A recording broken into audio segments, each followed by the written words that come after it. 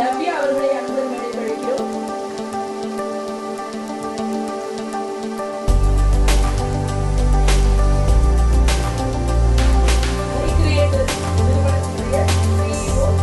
மனவை புவன் அவர்கள் விருந்தினர்களுக்கு சிறப்பு செய்வார். அனைவருக்கும் சிறப்பு செய்வாறு தாழ்மையை கேட்டுக்கொள்கிறோம்.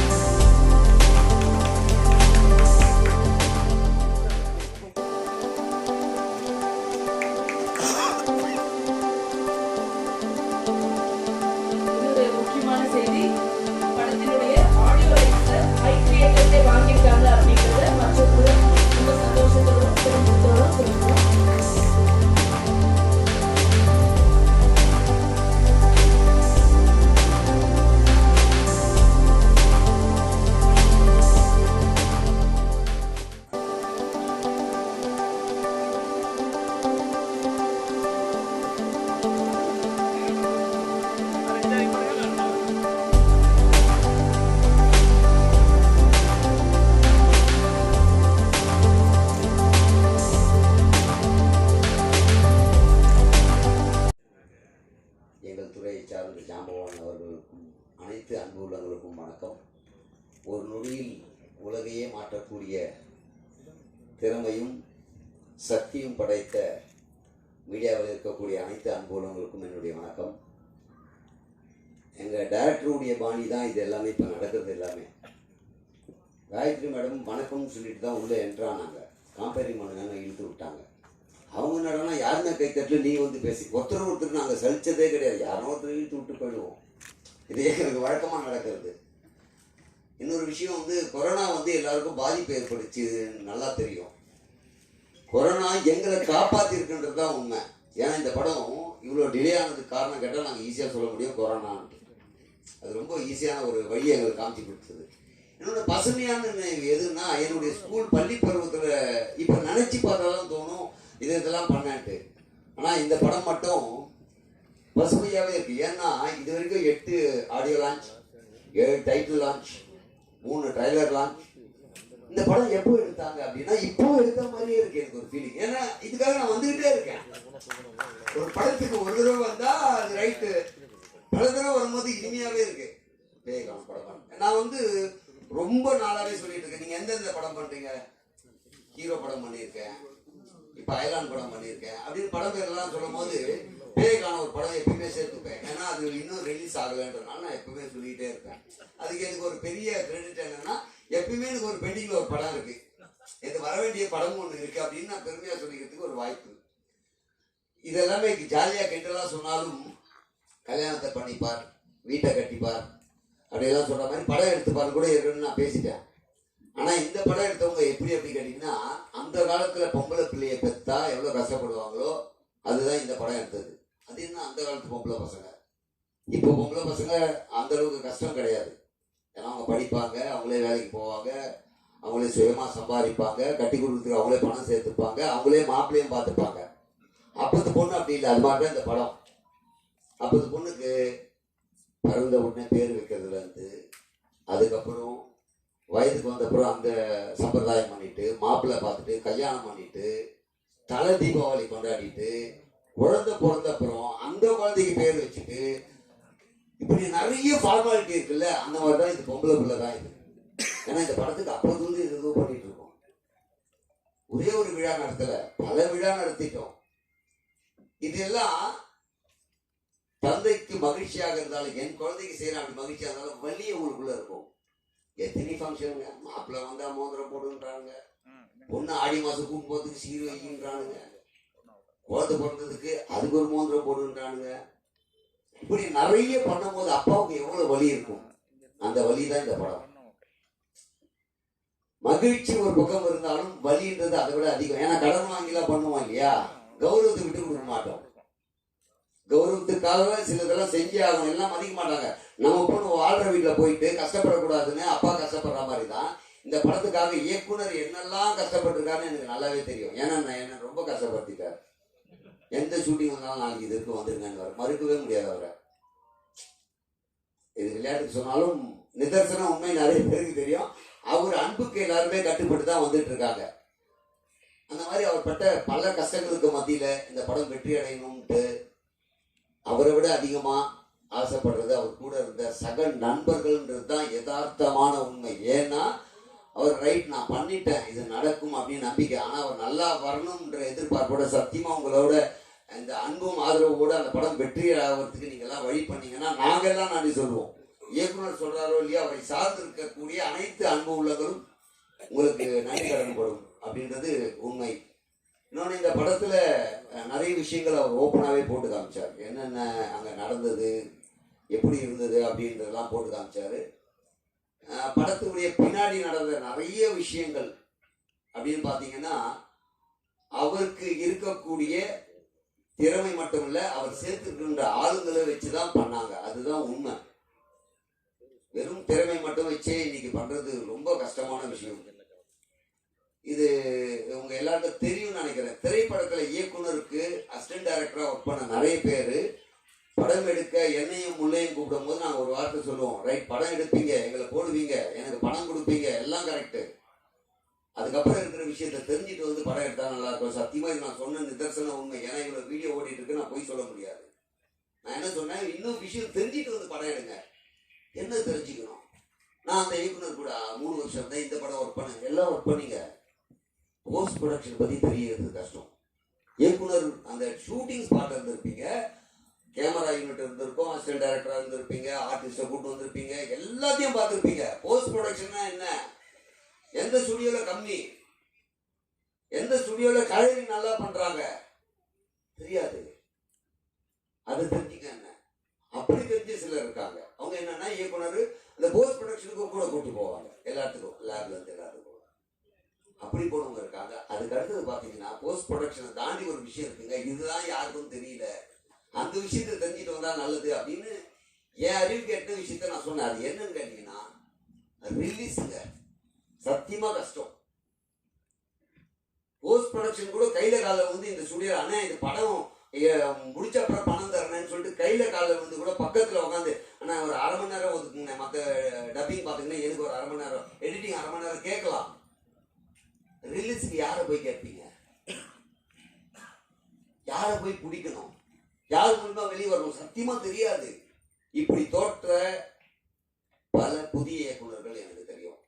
நான் பெரிய ஆளுன்னு சொல்லல, தயவு செஞ்சு என்ன தப்பா நினைச்சுக்காதீங்க. தோற்றவர்கள் நான் படம் எடுத்துட்டு ரிலீஸ் பண்ண முடியாம அவஸ்தைப்பட்டவங்க நிறைய பேர். அந்த பயம் இந்த படத்துல எனக்கு முதல்லயே இருந்துச்சு. நான் இயக்குனரை கேட்டேன், நீங்க எடுக்கிறீங்க, எனக்கு டேட்டு கேட்குறீங்க, எல்லாம் சந்தோஷம், அவ்வளோ பிஸி நடிகர்லாம் நான் கிடையாது. ஆனால் நீங்கள் கேட்குற டேட்டுக்கு நான் வரணும், ஒரு நாள் ஷூட்டிங்க்கு நான் வரேன்னு வரலனாவே உங்களுக்கு எவ்வளோ செலவாகும், என்னெல்லாம் பிரச்சனை வரும் எல்லாம் உங்களுக்கு தெரிஞ்சிருக்கும். ஏன்னா நீங்கள் நிறைய ஒர்க் பண்ணியிருக்கீங்க. ஆனால் இது எப்படி ரிலீஸ் பண்ண போகிறீங்கன்னும் போது அவருக்குள்ளே இருந்த ஒரு கான்ஃபிடென்ட் இருந்துச்சு. அதுக்கப்புறம் அவரையும் நான் விளையாட ஆரம்பித்தேன். சரி இது ஒரு டூர் மாதிரி போயிட்டு என்னமோ பண்ணிட்டு வர போகிறோம். கூப்பிட்டாங்க, மதிச்சாரு, போனோம், வந்தாங்க. அப்போ ஒவ்வொரு இடத்துக்கு போகும்போது அவருடைய இன்ஃப்ளூயன்ஸ் தெரிஞ்சது. பல நடிகராக இருக்கட்டும் அல்லது லொகேஷனாக இருக்கட்டும், எல்லா இடத்துலையுமே இவருடைய ஏற்கனவே பணிபுரியும் போது அவ்வளோ நட்பு ரீதியாக எல்லாரையும் வச்சிருந்திருக்காரு. அதுதான் இன்னைக்கு இந்த அளவுக்கு அவரை கொண்டு வந்திருக்கு. அது உண்மையிலேயே அவர் போட்ட உழைப்பு.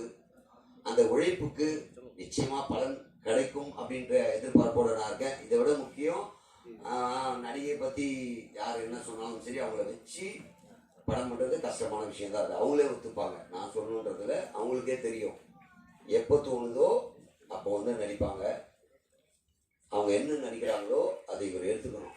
உண்மையிலே நல்ல நடிகை. ஏன்னா ஒரு டைலாக் கொடுத்தா பர்ஃபெக்டா கொடுக்கணும். குறைய சொல்ல முடியாது. ஒரு டைலாக் கொடுத்தீங்கன்னா அது எந்த இதில் இருக்காங்கன்னு தெரியாது, ஆனால் டைலாக்கு பர்ஃபெக்டாக ஞாபகமாக அந்த இடத்துல கரெக்டாக சொல்லிடுவாங்க. அதெல்லாம் குறையே கிடையாது. ஆனால் எப்போ ஷூட்டிங் வருவாங்க தெரியாது, அதுதான் கஷ்டம்.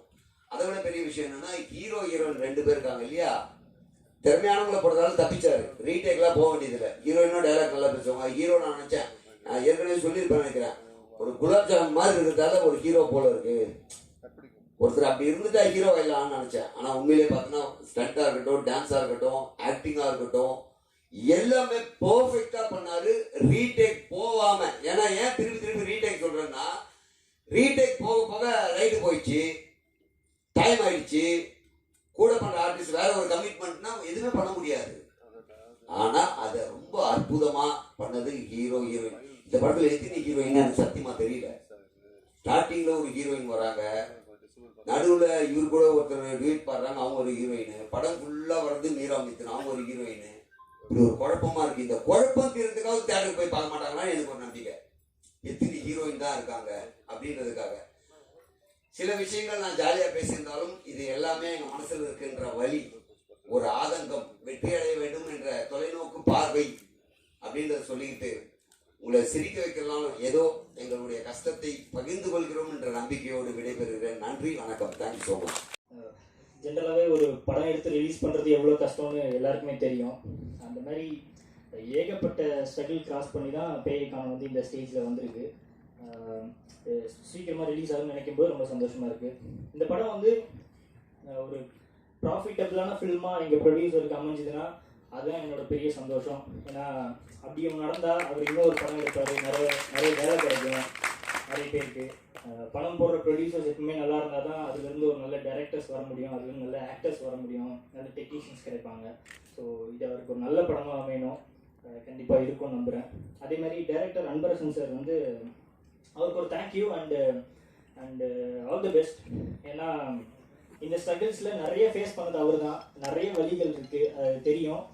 இந்த படம் ரிலீஸ் ஆகும்போது அந்த வழிகள் எல்லாம் போயிடும்னு நம்புகிறேன்.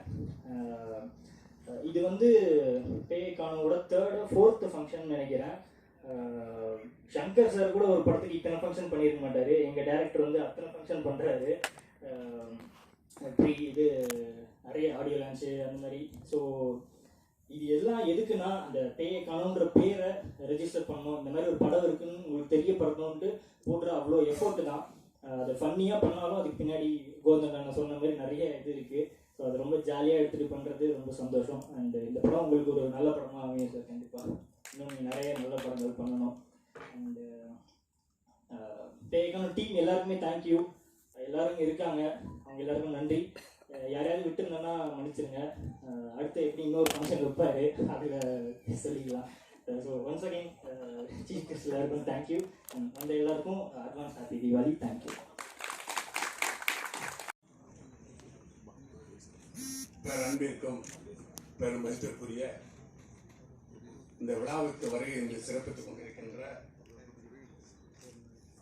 நடப்பு தயாரிப்பாளர் சங்கத்துடைய செயலாளர் அம்மா கிரியேஷனுடைய அன்பு சகோதரர் சிவா அவர்களுக்கும், திரைப்பட தயாரிப்பாளர் சங்க துணைத் தலைவர் அன்பு கிரிய சகோதரர் கதிரேசன் அவர்களுக்கும், மற்றும் இங்கே விரைந்திருக்கின்ற சதீஷ்குமார், வரவிருக்கின்ற ஆர்.கே. சுரேஷ் அவர்களுக்கும், வெளி உலகுக்கு சிறப்பாக நீங்கள் ஏற்கனவே நாங்கள் 2-3 விழா நடத்தியிருந்திருந்தோம். அந்த விழாவை மிக சிறப்பாக மக்களிடத்தில் சென்று கொண்டிருக்கின்ற நம்முடைய ஊடக நண்பர்களுக்கும் மற்றும் வருகின்றிருக்கின்ற உங்கள் அனைவர்களுக்கும் என்னுடைய முதற்க நன்றி தெரிவித்துக் கொண்டு, படம் தயாரிப்பது எவ்வளவு கஷ்டம் என்பதை அன்பு சோழர் கோதண்டன் அவர்கள் சொன்னார்கள். ஆனால் அந்த கஷ்டம் பூரா தயாரிப்பாளருக்கு அல்ல, அதை டைரக்டருக்கு மட்டும்தான் என்று சொல்லிவிட்டு சென்றிருக்கிறார்கள். அதற்கு காரணம், அவர்கள் என்ன பண்ணி படம் எடுப்பார்கள், அதற்கு ஒரு சான்ஸ் கொடுப்பவர் டைரக்டர் தான். அதனால் தயாரிப்பாளரை மறந்துவிட்டார் என்று நான் நினைக்கிறேன். வாழ்க. இந்த படத்தை பொறுத்தளவு நான் தம்பி சிவாவை நம்பி அன்பவர்களை டைரக்டராக நான் சந்திக்கவில்லை, ஒரு நண்பராக சந்தித்து பேசிக் கொண்டிருக்கும் பொழுது இந்த கதையை சொன்னார். நான் சிரித்துக் கொண்டே இந்த கதையை நீங்களே டைரக்ட் பண்ணுங்கள் என்று சொன்னேன். அவரும் நாங்கள் நிறையா பேர்கிட்ட டிஸ்கஷன் பண்ணி ரூமில் டிஸ்கஸ் பண்ணி ப்ரொடியூசர்லாம் பார்த்துக்கிட்டு இருக்கோம். இப்போ நம்ம டீ சாப்பிட்டுட்டு இருக்கிற போது நீங்கள் படம் தயார் பண்ணணும்னு சொல்கிறீங்களே அப்படிங்கிற மாதிரிலாம் பேசினாங்க. இருந்தாலும் படம் தயார் பண்ணுங்கிற மாதிரி சொல்லிட்டு அப்புறம் திரைப்படங்களில் மிக சிறப்பாக நடிச்சிருக்காரு. அவங்க அப்பாவும் ஏற்கனவே கோபால் சார்ன்றார், நல்ல கருத்து மாஸ்டர், நல்ல சிறப்பான ஆர்டிஸ்ட்ன்ற மாதிரி சொன்னாங்க. சரி கவிசிக்கு புக் பண்ணுங்க. அப்புறம் விஜய் டிவியில் புகழனுடைய கோதண்டமில் புக் பண்ண நல்லா பண்ணுங்கன்னா சொல்லிட்டு ஹீரோயினை செலக்ட் பண்ணுற போது அப்போ செலக்ட் பண்ணிக்கிட்டு இருந்தாங்க. அவர் பண்ணிக்கிட்டு இருக்கும்போது இப்போ இந்த படத்தை சிறப்பாக வெளியிட்டிருக்கின்ற ஹை கிரேஸுடைய PRO CEO mister Manavai Bhuvan அவர்கள் தான் இந்த ஹீரோயினை அறிமுகப்படுத்தினார். அது ஏற்கனவே உங்கள் திரையிலே காண்பிருப்பார்கள். ஆனால் அண்மை சோழர் கோந்தண்டம் அவர்கள் சொல்வது போல் நடிப்பிலே வந்தால் திறமையாக நடிக்கிறார்கள். ஆனால் எப்பொழுது வருவார்கள் எப்பொழுது போவார்கள் என்று மட்டும்தான் தெரியவில்லை. நான் அது இந்த படத்திற்கு இந்த ஹீரோவுக்கு இங்கே சிறப்பு விருந்தினராக வந்திருக்கின்ற அந்த வன்னியராஜ் அவர்களுக்கு வன்னியரசு அவர்கள் இந்த ஹீரோயினை பற்றி அந்த பட்டியலினத்தவர்களை குறை சொன்னார் என்று அவர்களாம் கம்ப்ளைண்ட் கொடுத்து இந்த நடிகையை அரெஸ்ட் பண்ண வைத்தார்கள். அவரே இந்த படத்திற்கு நீங்க சிறப்பாக வந்திருக்கு மட்டும் நான் மிக்க மகிழ்ச்சி அடைகிறேன். காரணம் யாருக்கு வந்தாலும் அந்த ஹீரோயின் இவ்வளவு புகழ்படுத்துறது அவங்க தானே. அதில் இந்த படத்தை ஷூட்டிங் எல்லாம் போயிருக்கும்போது அன்பத்தி டைரக்டர் பற்றி சொல்லும்போது உண்மையிலேயே நான் ஒரு டைரக்டரா நான் இப்பயும் பார்க்கல. என்னுடைய அன்பு தம்பியாகவும் மகனாவும் தான் பார்த்து மிக சிறப்பாக, அதாவது ஒரு தயாரிப்பாளர்னா சில கஷ்டங்கள் இருந்தாலும் கூட டைரக்டர்னால இயக்குனரால எந்தவித கஷ்டங்கள் கொடுக்காம அந்த தயாரிப்பாளருடைய சூழ்நிலையை புரிந்துக்கிட்டு சில இதுகெல்லாம் சிறப்பாக செஞ்சு கொடுத்தாரு. அதனால என்னுடைய இந்த நேரத்தில் குளோபல் என்டர்டைன்மெண்ட் நிறுவனத்தின் சார்பாக அன்பு தம்பி டைரக்டர் அன்பரசன் அவர்களுக்கு நன்றி தெரிவித்துக் கொண்டு பொன்னாடி போகிறேன்.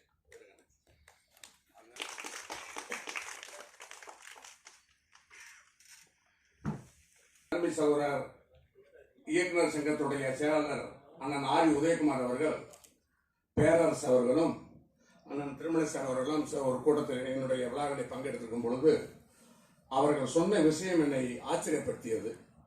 என்னவென்றால் நானும் டைரக்டரும் சிரித்துக் கொண்டு உட்கார்ந்து பேசிக் கொண்டிருந்தோம்.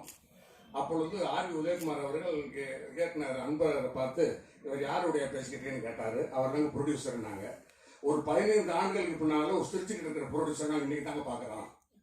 டைரக்டரும் இயக்குனரும் சிரிச்சுட்டு பேசிக்கிட்டு இருக்கிற இன்னைக்கு இந்த படத்தை நான் இன்னைக்கு தான் பார்க்குறேன்.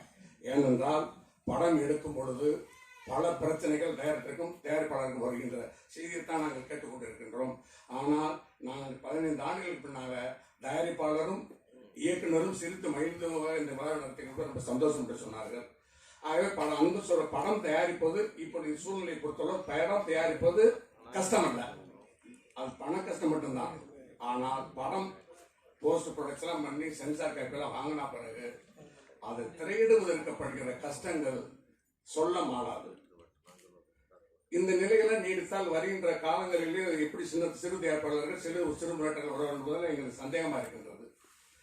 காரணம், பெரிய படம் தயாரிப்பாளர்கள் இப்பொழுது ரஜினியோ கமலஹாசன் அவர்களையோ அஜித்தையோ நடிக்கிறவர்களெல்லாம் வெளிநாட்டிலே வெளி மாநிலத்திலே போய் படம் எடுக்கிறார்கள். அங்குதான் அவங்க இங்க இருக்கின்ற இந்த பெப்சி தொழிலாளர் கிட்டத்தட்ட பலாயிரக்கணக்கான தொழிலருக்கு வேலையே கிடைப்பதில்லை. ஏன்னா அவர்கள் வெளிநாட்டிலே வெளி ஸ்டேட்டுகளே படம் எடுத்துக் கொண்டிருக்கிறார்கள். ஆக இங்க இருக்கின்ற ஒரு திரைப்படத்தினுடைய ஊழியர்களுக்கு ஒரு பணியாளர்களுக்கு வேலையே கிடைப்பதில்லை. ஆனால் சிறு முதலீட்டாளர்கள் தான் இங்கே இப்ப தமிழ்நாட்டிலே கொடைக்கானலோ ஊட்டியோ எல்லாம் ஒரு லொகேஷனை தயார் பண்ணி இங்க இருக்கின்ற பணியாளர்கிட்ட வேலை செய்து கொண்டிருக்கிறார், வேலை கொடுத்து கொண்டிருக்கிறார்கள். ஆனால் அப்படி வேலை கொடுத்து கொண்டிருக்கின்ற தயாரிப்பாளர்கள் படம் தயார் செய்து சென்சார் காப்பி வாங்கின பிறகு அதை விற்பனை செய்வதற்கு படுகின்ற கஷ்டம் கொஞ்சம் நஞ்சம் அல்ல. ஆக அன்புக்குரிய சகோதரன் சிவா அவர்கள்லாம் வந்திருக்கின்றார்கள். நீங்கள்லாம் அதாவது வருகின்ற காலத்திலே சிறு பட முதலீட்டாளர்களுக்கு நீங்கள் நல்ல ஒரு அதாவது படம் தயாரிக்கிறார்கள், தயாரித்து சென்சார் காப்பெல்லாம் வாங்கி வரும்போது விற்பனை செய்வதற்கு அதை நீங்கள்லாம் ஒத்துழைப்பு கொடுத்து செய்தால் இந்த திரையுலகம் நன்றாக இருக்கும் என்று நான் இந்த 2-3 காலமாக அறிந்து கொண்டேன். ஆக என்னுடைய பேயக்கானம் திரைப்படத்திற்கு அன்பரசன் மட்டுமல்ல மற்றும் அவருடன் பணியாற்றிய துணை இயக்குநர்கள், ஸ்டண்ட் மாஸ்டர்கள், நடிகர்கள், கேமராமேன் மற்றும் பணியாற்றிய அத்தனை தொழில்நுட்ப கலைஞர்களுக்கும் என்னுடைய குளோபல் என்டர்டைன்மெண்ட் நிறுவனத்தின் சார்பாக மனமார்ந்த நன்றியை தெரிவித்துக் கொண்டு, இந்த திரைப்படம் பேயை காணும் என்ற திரைப்படம் மிக சிரிப்பு காமெடி பேயாக நல்ல திரைப்படமாக வந்திருக்கின்றது.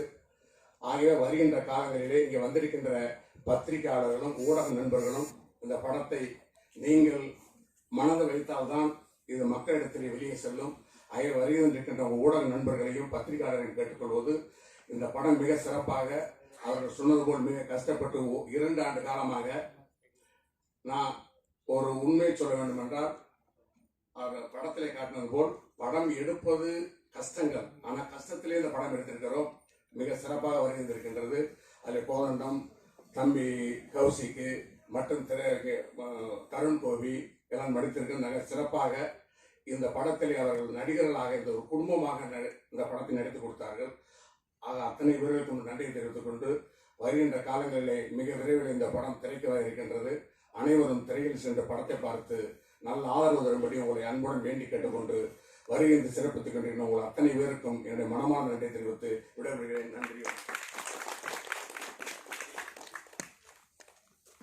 நல்ல உள்ளங்களுக்கும் என்னோட மனமார்ந்த நன்றிகள். பத்திரிகை மற்றும் தொலைக்காட்சி இணையதள நண்பர்களுக்கும் என்னோட வணக்கம். அதாவது அந்த காலத்துலலாம் படம் எடுக்கிறது ரொம்ப ரொம்ப கஷ்டம், ரிலீஸ் பண்ணுறது கொஞ்சம் ஈஸி, அதை வியாபாரப்படுத்துறது கொஞ்சம் ஈஸியாக இருந்தது. இன்னைக்கு படம் எடுக்கிறது கஷ்டம், ஆனால் ரிலீஸ் பண்ணுறது ரொம்ப ரொம்ப கஷ்டமாக இருக்குது. இந்த சூழ்நிலையில் இந்த கை கிரியேட்டர்ஸ் நிறுவனம் இந்த படத்தை வெளியிட்டு தருவதற்கு அவங்களுக்கு என்னோட வாழ்க்கை ஃபுல்லாக நான் நன்றிகரனாக இருக்கேன். ஏன்னா எல்லா சப்போர்ட்டும் பண்ணி எந்த அளவுக்கு இதை ரீச் பண்ண முடியுமோ நீங்கள் என்ன வேணாலும் பண்ணுங்கள். இந்த படத்தை அந்த கை கிரியேட்டர்ஸுக்கு நம்பிக்கையில் கண்டிப்பாக இந்த படம் என்னோட தயாரிப்பாளருக்கு நான் தான் ஃபர்ஸ்ட் அவங்க பேசும்போது சொன்னேன், இன்னைக்கு படம்ன்றது அப்படி சும்மா, அதாவது இந்த படம் வேண்டாம் அப்படின்னு சொல்கிற படத்தில் தான் நீங்கள் படம் எடுக்கணும், அப்படிதான் சார் இன்னைக்கு சினிமா இருக்குன்னு சொன்னேன். ஆனால் கண்டிப்பாக இது மிகப்பெரிய லாபமாக, ஏன்னா என்னோட முயற்சியில் என்ன படம் எடுக்கணுமோ எடுத்து வச்சுட்டேன். இன்னைக்கு ரிலீஸுக்கும் தயாரிப்பாளர் அதுக்கான சப்போர்ட் எல்லாம் எனக்கு பண்ணாரு, அவருக்கும் எனக்கு என்னோட மனமார்ந்த நன்றிகள். இந்த படம் வந்து ஓரளவுக்கு மக்கள் மத்தியிலே எப்படியா, முதல்ல கௌசிக் சொன்னதுதான், பேய காணுன்ற டைட்டில் எல்லாருக்குமே தெரியும். படம் எடுக்கிறோம் வைக்கிறோம், அந்த டீம் ஒரு 50 பேருக்கு தெரியுதே தவிர வெளியில யாருக்குமே தெரியல. ஃபர்ஸ்ட் பேர் தெரிஞ்சாதானே அதுக்கப்புறம் தியேட்டருக்கோ டிவிலையோ பார்ப்பாங்கன்னு. இந்த பேய காணுன்றது எல்லாருக்குமே தெரியணும்னு நான் நினைச்சிட்டு இருந்தேன். அதுக்கு பெரிய விதத்துல தெரிய வச்சது மனவை புவன், மீரா மிதனை அறிமுகப்படுத்தினது. இதுல முக்கியமா ஒரு 3 பேர் வந்து இந்த படத்தை ரீச் பண்ணதுக்கு எனக்கு சப்போர்ட் பண்ணாங்கன்னு தான் சொல்லணும். ஃபர்ஸ்ட் வந்து பத்திரிகை மற்றும் தொலைக்காட்சி இணையதள நண்பர். ஏன் அப்படின்னா நான் அங்கே தான் வேலை செஞ்சுட்டு இருந்தேன், நான் மீடியாவெல்லாம் ஆல்ரெடி வேலை செஞ்சுட்டு இருந்தேன். ஸோ எனக்கு எல்லாருமே தெரியும். இதில் இருக்கிற எல்லாருமே, ஈவன் பிரவீன், மீனாட்சி அண்ணன், PK சுந்தர் அண்ணன், தேனிக் அண்ணன், மீரா அண்ணன், கங்காதரன் அண்ணன், அனுபமா மேடம், எல்லாருமே, கவிதா அக்கா, எத்தனை பேர் பேரை விடுதுன்னு தெரியல, எல்லாருமே எனக்கு ஒவ்வொரு விதத்தில் பூஸ்டப் கொடுத்துட்டு இருப்பாங்க. இப்போ இந்த ப்ரொமோஷன் இப்படி பண்ணு, இப்போ படம் எப்படி இருக்கு. இதில் அசோக் அண்ணன் என்கிட்ட சொன்னார், டே தம்பி கொஞ்சமாவது படத்தை கொஞ்சம் நல்லா எடுத்துடுறா, எங்களை போட்டு ஒர்க்கப் பண்ணிடுறாங்க. இந்த மாதிரி இவங்க எல்லாருமே ஒரு மக்கள்கிட்ட கொண்டு சேர்க்கிற எல்லாருமே எனக்கு ஒவ்வொரு விதத்தில் ப்ரொமோஷனுக்கு சப்போர்ட் பண்ணிகிட்டே இருந்தாங்க. அதனால தான் நான் கொஞ்சம் கொஞ்சமாக இதை ப்ரொமோட் பண்ணி இன்னைக்கு ஓரளவுக்கு இந்த படம் ரீச் ஆகிருக்கு. அதுலேயும் மீனாட்சி அண்ணன் வந்து ஃபர்ஸ்ட் இந்த என்டைட்டி கார்டை வந்து ஃபர்ஸ்ட் லுக்கில் போட்டிருந்தேன். அதை பார்த்துட்டு இப்படி லேபுக்கு வந்துகிட்டு இருக்கிற மீனாட்சி அண்ணனை பார்த்துட்டு இன்னொரு பத்திரிகை நம்பரை கூப்பிட்றேன், என்ன நேரத்து நீங்கள் வரல தம்பி, ஒரு 10 நிமிஷம் வீடியோ போட்டாப்ல வேற லெவலில் இருந்துச்சு, அதுவே அப்படின்னா படம் எப்படி இருக்கும் அப்படின்னாரு. எனக்கு பயமாயிடுச்சு.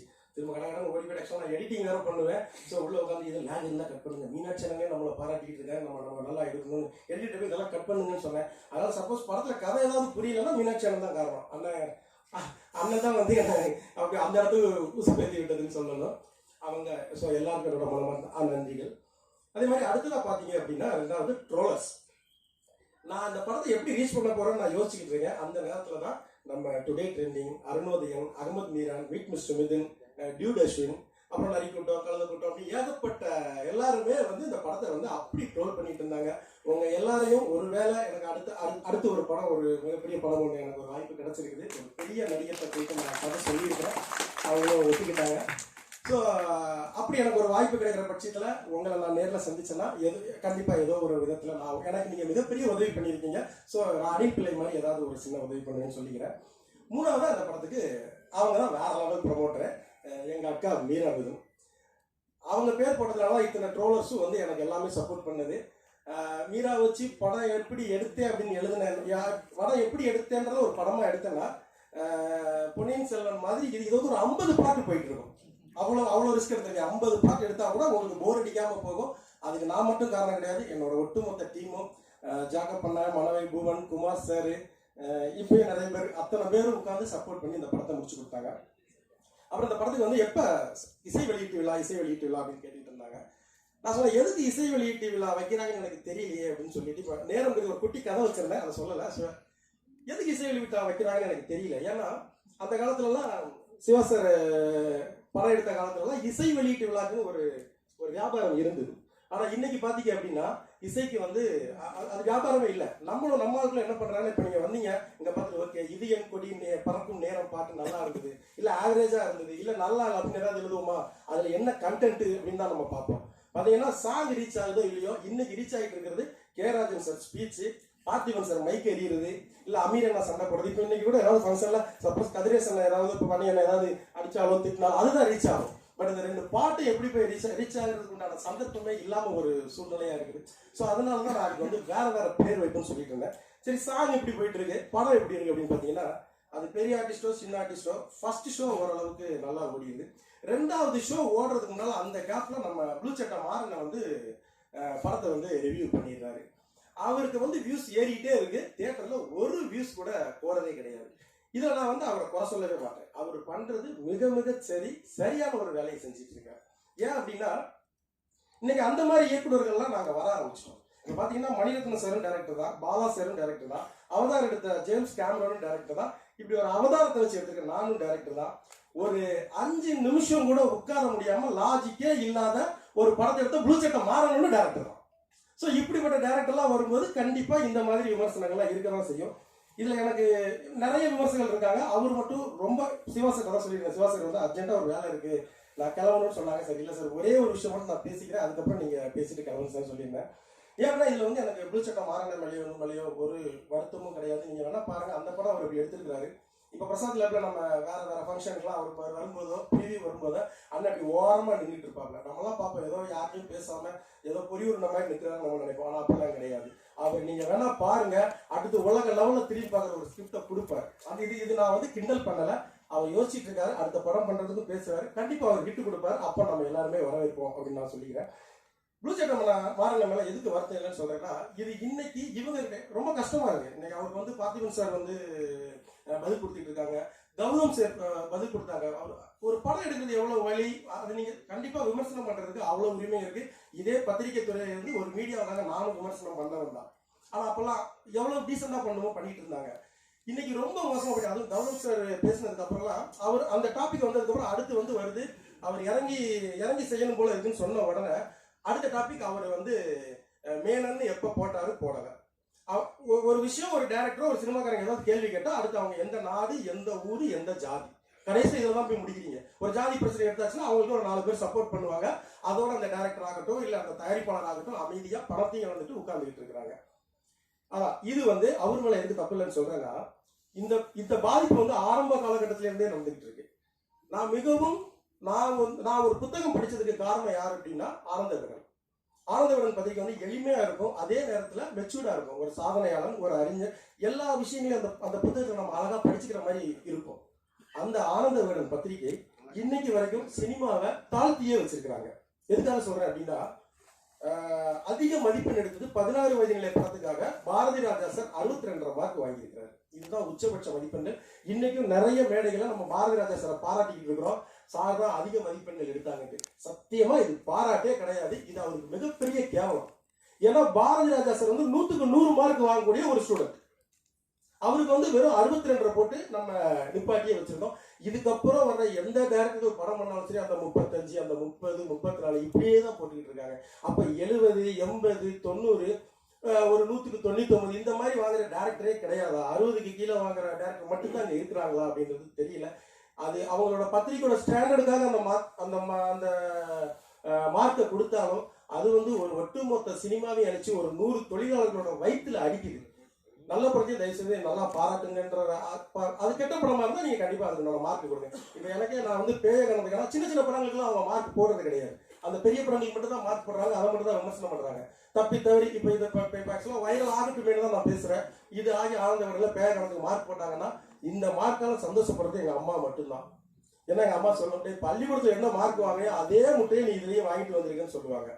ஸோ அந்த மாதிரி தான் அவங்க வந்து பெரிய பெரிய டேரக்டர்லேயே அவ்வளோ மார்க் வாங்கும்போது இவ்வளோ கஷ்டப்பட்டு இப்படி ஒரு டீமை வச்சு பண்ணால் நான் அந்த மார்க் தான் வாங்குவேன் நானே சொல்கிறேன். ஏன்னா இது ஒரு போராட்டத்தில் என்னால் என்ன முடியுமோ அந்த ஒரு ப்ளே பண்ணியிருக்கேன். அப்புறம் சிவா சார், சக்தி சிதம்பரம் சார் 2 பேரும் போயிட்டு போலீஸை தேடி போயிட்டு போன ஒரு பிரச்சனையில் போயிட்டு கம்ப்ளைண்ட்லாம் கொடுத்துட்டு வந்திருந்தாங்க. ஆனால் சக்தி சார்லாம் வந்து எம்ஏ படித்தவங்க. ஆனால் நம்ம அந்த அளவுக்கு படிக்கலை. அதே மாதிரி நம்ம சின்ன பசங்க தயவுசெய்து அவங்கள மாதிரி போலீஸை தேடி நாங்கள் போய் பழக்கம் இல்லை. நம்ம வந்து மீராமிதனோட வகையரா போலீஸ் தான் நம்மளை தேடி பழக்கம். திரும்பவும் நீங்கள் எங்களை அடிச்சிங்க அப்படின்னா அடித்து தயவுசெய்து எங்களை அடிக்க வச்சிடாதீங்க. நன்றி, வணக்கம். அதாவது இந்த குறுகிய கால தயாரிப்பில் அவர் ஒரு வந்து கில்டு மெம்பர் இருந்தாலும் இந்த இது வரைக்கும் வந்தவங்க வராமல் இருக்கணும்னு என்னை கேட்டாப்ப தம்பி அன்பு உடனே ரெடி பண்ணி தான் அண்ணன் கரேஷனை கூப்பிட்டேன். அண்ணன் பார்த்தீங்கன்னா முதல்ல 12 மணிக்கு நாங்கள்லாம் வரதுக்கு முன்னாடி அண்ணன் உட்காந்து இவ்வளோ தூரம் சிறப்பு பண்ணிருக்காரு. உண்மையாகவே இந்த நேரத்தில் கரேஷ் பண்ணிட்டு கைத்தட்டி நன்றி சொல்லணும். அதான் இந்த இது பொருந்தும். அதே மாதிரி அம்மா கிரீசன், சிவான, திருமலை மற்றும் வல்லரசு சார், பன்னியரசு சார், இவங்களுக்குலாம் அந்த நேரத்தில் நன்றி தெரிவிச்சுக்கிறேன். ரெண்டாவது, ஒரு படம் பண்ண ப்ரொடியூசர்கள் ஏரியா போயிடுச்சான்னு கேட்பாங்க, என்னான்னு தான் அப்போ கேட்பாங்க.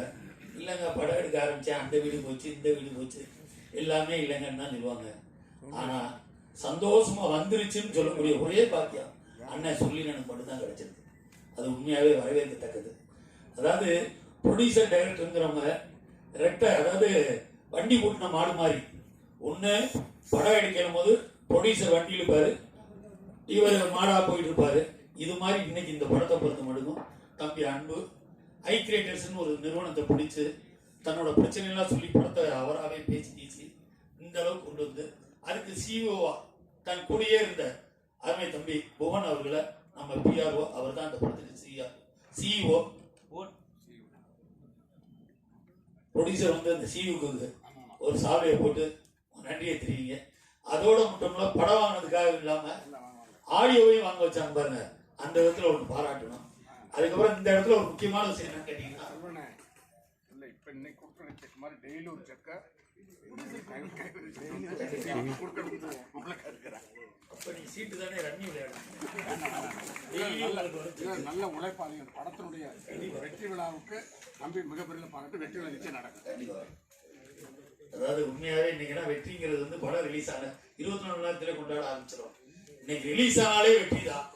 இந்த தருணத்தில் நான் ஒன்று சொல்லிக்கிறது என்னன்னா, வேலம்மாள் ப்ரொடக்ஷன் சார்பாக வந்து இப்போ வந்து அப்பார்ட்மெண்ட்னு ஒரு படம் எடுக்கிறோம். அடுத்து பார்த்தீங்கன்னா கிட்டத்தட்ட 7-8 கதை கேட்டார் அண்ணன் கவுண்டமணின்னு. கடைசி அவர் ஒத்துக்கிட்ட கதை வந்து அன்பரசனோட கதையை தான். மியூசிக் வந்து பார்த்தீங்கன்னா இமான் மியூசிக்கு கவுண்டமணி கதையும் நாயகனாக பழனிசாமி வாத்தியார் படம் பேர். பழனிசாமி வாத்தியார் இதுதான் அது. நாம நவம்பர் 8 ஷூட்டிங் போகிறோம். கதையை கேட்டவுடனே அவருக்கு ரொம்ப பிடிச்சி போய் அது நீயே பண்றா, நான் பண்ணிக்கிறோம்டான்னாரு. அதுக்கு இந்த நேரத்தில் அண்ணன் கவுண்டமணிக்கு என் உயிர் வரைக்கும் நன்றி கொடுக்குறாங்க. ஏன் இதை நான் இந்த இடத்துல சொல்றேன்னா, எனக்கு எந்த ஒரு சூழ்நிலை அண்ணன் கதிரேசன் தான் முன்னாடி இருப்பார். அதனால அவரை நீங்க வச்சு சொல்றதுக்காக இந்த இதே கடவுளர்களால் அது அமைஞ்சிருச்சு. அடுத்த ஒரு ப்ரெஸ் மீட் ரெடி பண்ணணும். அவர் கவுண்டமணி அவர் வாயால் அறிவார். நல்ல கதை, கவுண்டமணி கழுதை மேய்க்கிறார், அதான் அந்த கதை. எப்படி இருக்குன்னு பார்த்துக்கோங்க. ஓகே, இந்த அருமையான தருணத்தில் வந்திருந்த வாழ்த்தின அத்தனை நாள் உதயங்களுக்கும் நன்றி நன்றி நன்றி. தம்பி ரொம்ப வேதனைப்பட்டாப்ல, என்னென்ன ஆடியோ ரிலீஸ் பண்ண எப்பா, இப்ப ஆடியோ ரிலீஸ் கூப்பிட்டாலே காசு இருக்கிறாங்க, அதுவே வருத்தத்தக்க விஷயம். இப்ப அண்ணன் கேராஜ் இருக்காரு, அவர் 5000 ரூபாய் பணம் கேட்கிறாரு. கேட்டா ஏழை தேவைப்படும் நான் உதவி பண்றேங்கிறாரு. அதை வாங்கி கடத்தேங்க எடுத்து வழிப்பிள்ளையார் கொடுத்துற மாதிரி அதை 5 பேருக்கு தானம் போறாட்டான். யோ, அவனே பணம் வந்த பணம் உன்னையே விஐபி ஆக்குறான். அதே மாதிரி சிலவங்க 15000 முடியுதுங்க. இதெல்லாம் மாறணுங்க கண்டிப்பா. இந்த ஒரு மாற்றம் வரணுங்கிறக்காக தான் முதல் முறையா சின்ன படமா இருந்தாலும் நான் வரேன் செல்வன் அண்ணன் கதிரேசன், அம்மா கிரேசன், சிவாவும், ஆர்கே சுரேஷ் பாவம் வந்துட்டே இருக்காரு. நிகழ்ச்சி முடிகிறவர்களும் வருவாங்க எதிர்பார்க்கிறோம். அத்தனை நல்லது எங்களுக்கு நீங்க கலந்துட்டு அத்தனை நல்லது. நன்றி நன்றி நன்றி.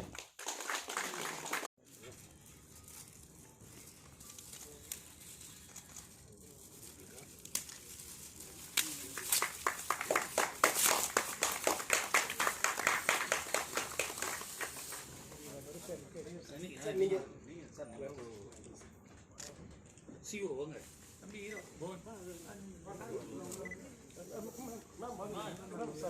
Ready sir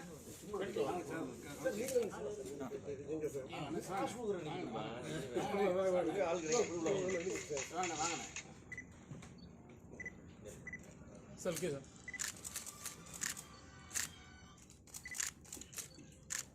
video